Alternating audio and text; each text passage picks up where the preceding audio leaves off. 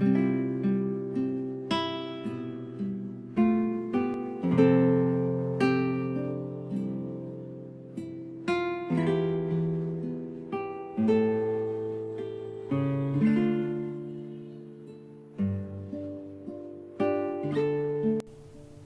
mabuting balita ng Panginoon ayon kay San Mateo. Noong panahong iyon, si Jesus ay nagpunta sa lupaing malapit sa Tiro at Sidon. Lumapit sa kanya ang isang Kananeyang naninirahan doon at malakas na sinabi, "Panginoon, anak ni David, mahabag po kayo sa akin. Ang anak kong babae ay naalihan ng demonyo at masyadong pinahihirapan."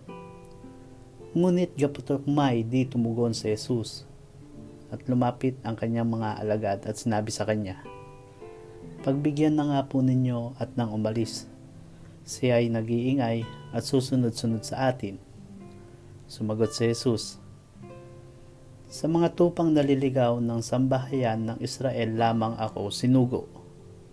Ngunit lumapit sa kanya ang babae, lumuhod sa harapan at ang sabi, "Tulungan po ninyo ako, Panginoon."